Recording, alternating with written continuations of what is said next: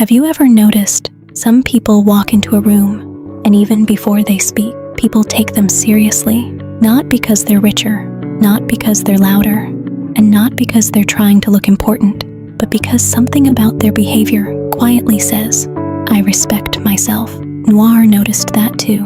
There was a boy in her class once. He wasn't the funniest, wasn't the most attractive, didn't even talk that much, but people rarely interrupted him. People listened when he spoke, and somehow he always seemed emotionally in control.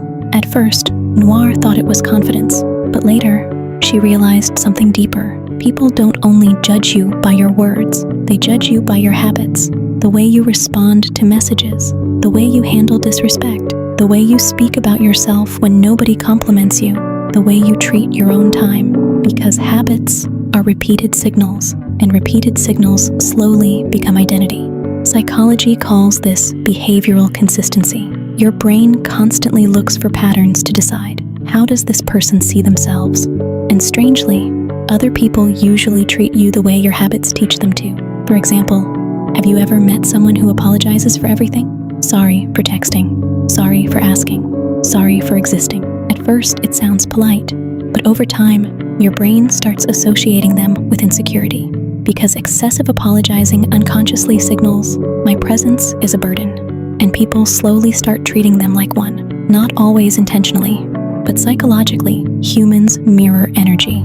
Noir used to do that too. She used to shrink her opinions before anyone could reject them, laugh quietly, speak carefully, act like taking up space was something she had to earn. And slowly, people started overlooking her. Because when you constantly minimize yourself, your behavior teaches others to minimize you too. That's the dangerous thing about self-respect.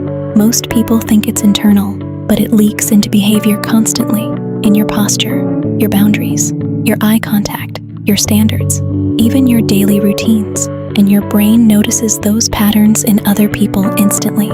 That's why some people feel emotionally high value without trying, not because they're perfect, but because their habits quietly communicate, "I value myself." The second thing Noir noticed was how people treat their own time. This changes everything, because people who constantly abandon their goals, break promises to themselves, or emotionally depend on motivation every day, slowly lose trust in themselves. And psychology calls this self-efficacy. Your brain keeps score of your actions. Every time you say, "I'll start tomorrow, I'll wake up early, I'll stop texting them, I'll focus on myself," and then don't, your brain notices, and eventually, you stop believing your own words. That's why discipline isn't only productivity, it's identity reinforcement. Tiny habits become evidence. Evidence that says, "I can trust myself," and people who trust themselves move differently, calmer, clearer, less desperate for approval, because self-respect grows when your actions and words start matching. Noir realized this one night while sitting alone at her desk. She kept writing goals in her notebook: confidence, peace, self-worth, but her habits still revolved around people who drained her, still revolved around doom scrolling, still revolved around abandoning herself emotionally whenever someone gave attention. And suddenly, she understood something uncomfortable. You cannot build self-respect with self-destructive habits, even if your intentions are good, because your nervous system believes actions more than affirmations. That's why some people repeat, "I deserve better," while continuously tolerating behavior that hurts them.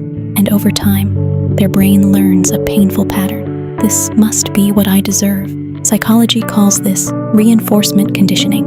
The behaviors you repeatedly tolerate become psychologically normalized. That's why boundaries matter so much. Not because they control other people, but because they teach your brain what treatment feels acceptable. And people who deeply respect themselves usually have one thing in common. They stop chasing validation from people who clearly don't value them, not out of ego, out of emotional awareness. Because constantly begging for attention changes your energy. Your brain enters survival mode. You overanalyze texts, overthink silence, panic over small changes in tone, and eventually, your emotional state becomes controlled by external reactions. But self-respecting people slowly detach from that cycle. They stop trying to convince everyone to stay, stop over-explaining themselves, stop performing constantly for acceptance. And ironically, that's when they become more attractive. because emotional stability feels rare now. Noir noticed something else too. People who respect themselves usually take care of small things nobody sees. Their room, their sleep, their promises, their routines, their mental environment. Not perfectly, just consistently, because self-respect is rarely loud. It's quiet. It looks like leaving situations that disturb your peace, resting without guilt, saying no without explaining for 20 minutes, not abandoning yourself just to avoid disappointing others. And maybe that's why emotionally healthy people feel different.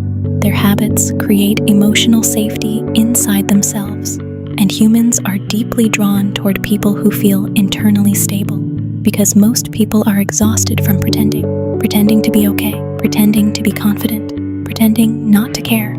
But habits expose the truth eventually. Your daily behavior quietly reveals how much you believe you deserve. That's why confidence isn't built in one dramatic moment. It's built in tiny, repeated actions. Getting up when you said you would, speaking honestly, protecting your peace, choosing discipline over self-sabotage, leaving what disrespects you, returning to yourself repeatedly.